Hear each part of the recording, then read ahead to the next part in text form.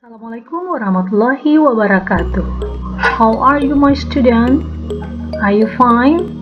Good. Today we are going to discuss about the use of should. Jadi penggunaan dari kata should. Nah, sekarang kita lihat apa arti should. Hello student, look at this picture. Do you see this picture? Yap, silakan lihat gambar ini. Bapak-bapak yang gendut ya. What should the man do? Nah, kalau begini, ke apa? Postur tubuhnya very fat. What should the man do? Apa sebaiknya dilakukan laki-laki ini? Ya, what should the man do? Apa sebaiknya dilakukan laki-laki ini? Nah, apa yang harus dilakukan oleh bapak ini? They should have enough sleep. Dia sebaiknya memiliki tidur yang cukup. Apakah harus tidur cukup lagi yang seperti ini? No. Atau he should not consume fruit. Dia sebaiknya tidak mengkonsumsi buah-buahan. Apakah begitu seharusnya? No, justru sebaliknya, dia harus mengkonsumsi buah-buahan. He should not consume fatty food. Dia sebaiknya tidak mengkonsumsi makanan-makanan berlemak. Ya, kalau ini baru iya ya. Apakah he should take exercise every day? Apakah dia sebaiknya harus latihan setiap hari? Yes. Atau he should go out in the sun. Dia harus berjalan di bawah sinar matahari?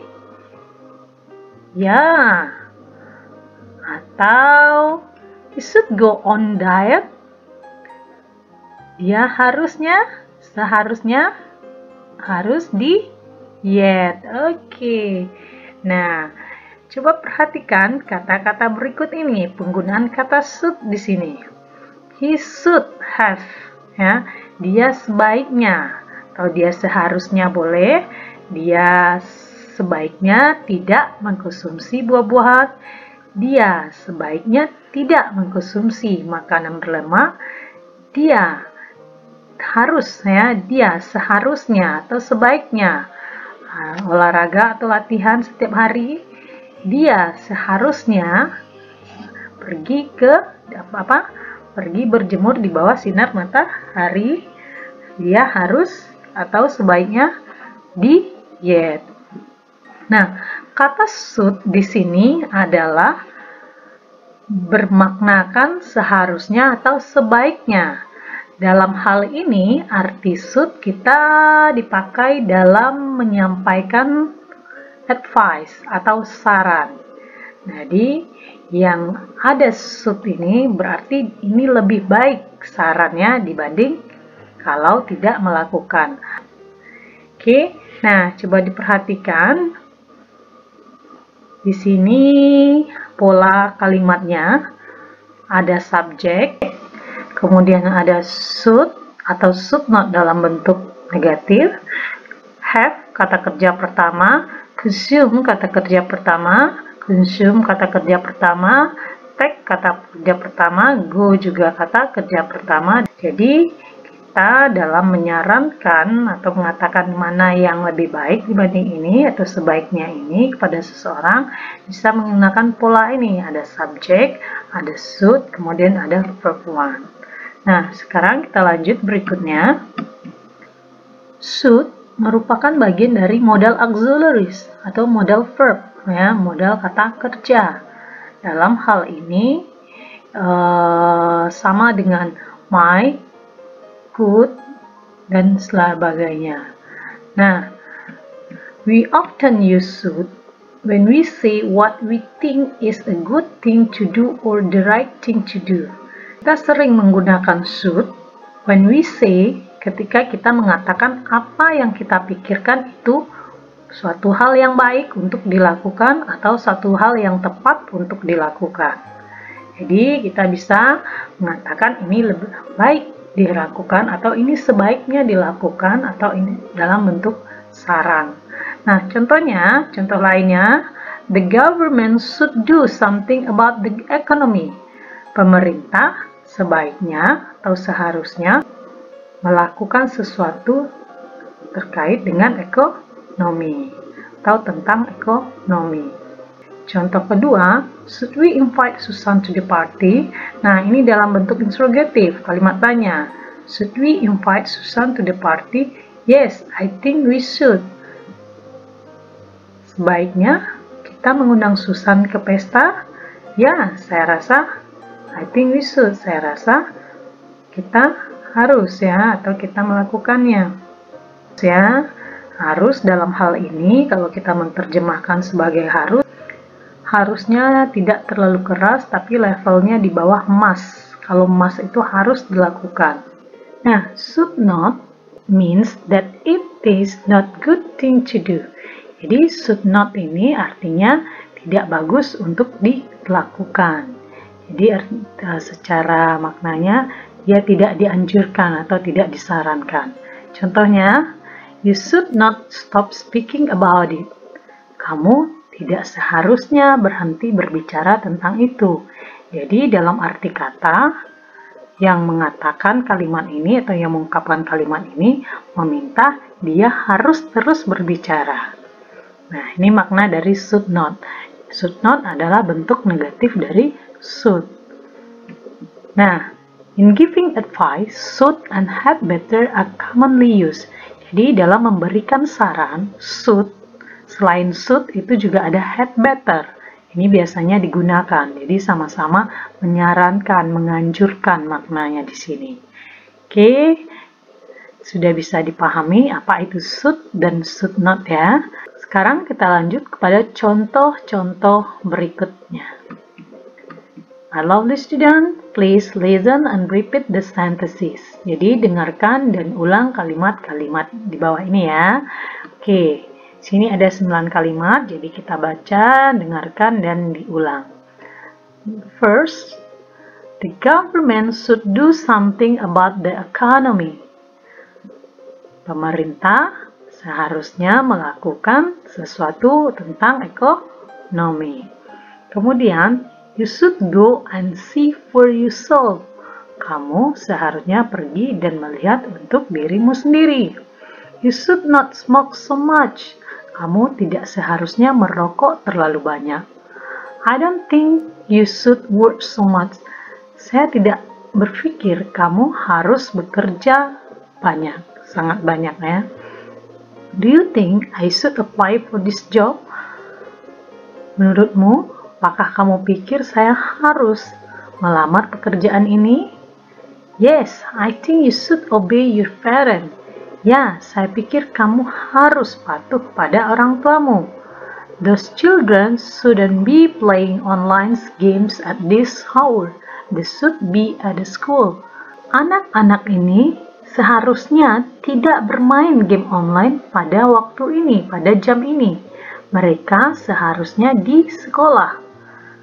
Kemudian, I feel sick. I should not have eaten so much spicy food at the party.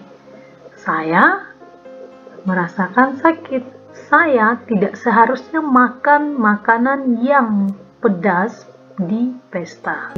What should I have done to win the match? Apa yang harus saya lakukan untuk memenangkan pertandingan ini? Nah, pada kalimat-kalimat ini terlihat beberapa saran yang bisa dilakukan.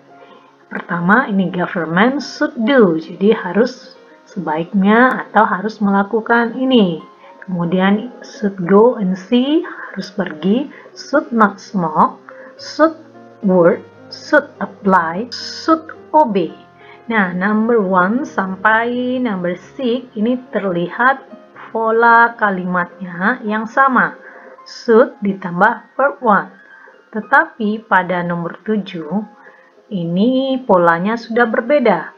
Should ya, ditambah be, kemudian ditambah like it, ditambah verb ing, ya, kata kerja ing. Nah, begitu juga dengan nomor 8. Nomor 8 dengan nomor 9 itu lain lagi polanya.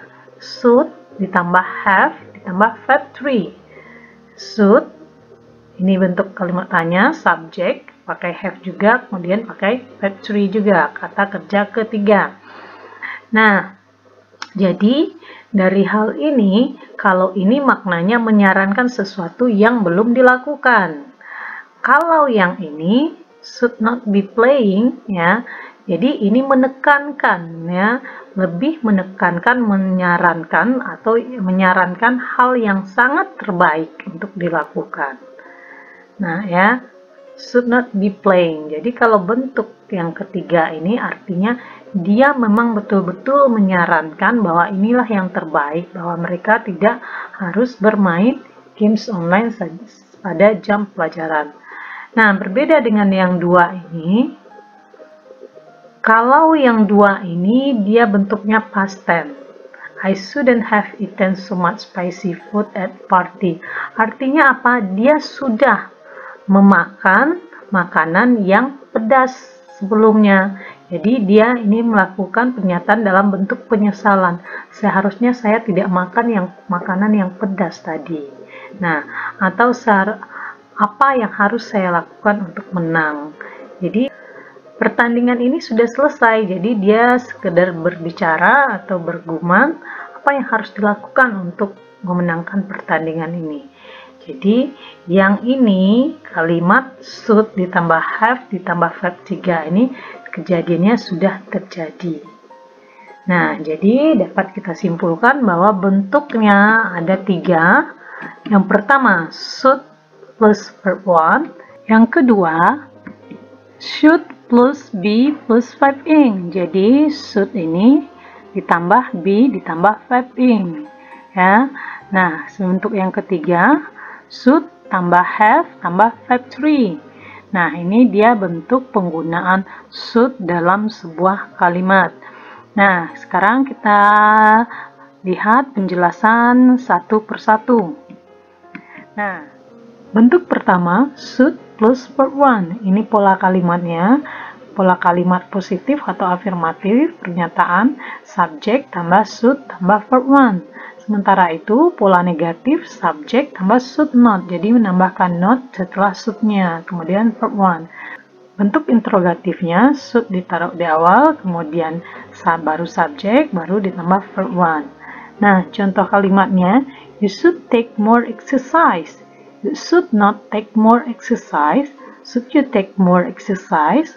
Kamu seharusnya banyak melakukan latihan. Kamu seharusnya tidak banyak melakukan latihan. Seharusnya kamu banyak melakukan latihan. Nah, ini contoh bentuk pertama. Kedua, should plus be plus verb ing. Bentuk kalimat pernyataannya afirmatif, subjek ditambah should tambah be tambah verb ing. Sementara kalimat negatifnya subjek tambah should not tambah be tambah verb ing. Dan kalimat tanyanya should tambah subjek tambah be tambah verb ing dan juga nanti diikuti oleh tanda tanya. Contohnya, I really should be studying for exam tomorrow. I really should not be studying for exam tomorrow. Should I be studying for exam tomorrow? Saya sangat harus belajar untuk ujian besok. Saya sangat tidak harus belajar untuk ujian besok. Haruskah saya belajar untuk ujian besok? Nah, ini bentuk yang kedua. Nah, sedangkan bentuk ketiga, should tambah have tambah verb 3. Nah, ingat, should tambah have tambah verb 3 ini dia adalah kejadian yang sudah lewat. Bentuk pernyataannya, subjek tambah should tambah have tambah verb 3. Sementara bentuk negatifnya hanya menambahkan not saja, polanya sama, tambah have, tambah verb 3. Kalimat tanyanya dibalikkan, should-nya di awal, kemudian diikuti oleh subjek, tambah have, tambah verb 3. Nah, contohnya, Henry should have finished his work 2 days ago. Henry should not have finished his work 2 days ago. Should Henry have finished his work 2 days ago? Ini pakai kalimat tanya ya. Henry seharusnya telah menyelesaikan pekerjaannya 2 hari yang lalu. Nah, karena ini bentuk lewat, berarti kenyataannya dia belum menyelesaikan. Kemudian Henry seharusnya tidak menyelesaikan pekerjaannya 2 hari yang lalu, tapi kenyataannya sudah selesai. Apakah Henry harus menyelesaikan? Apakah Henry harus menyelesaikan pekerjaannya 2 hari yang lalu? Nah, inilah bentuk-bentuk penggunaan should yang bisa digunakan untuk memberikan saran kepada orang lain. Nah, my lovely student, jika ada pertanyaan, silahkan ketik di kolom komentar. Thank you for watching. Nah, jangan lupa subscribe di channel dan tekan tombol like dan hidupkan notifikasinya. Assalamualaikum warahmatullahi wabarakatuh. Thank you. Bye-bye.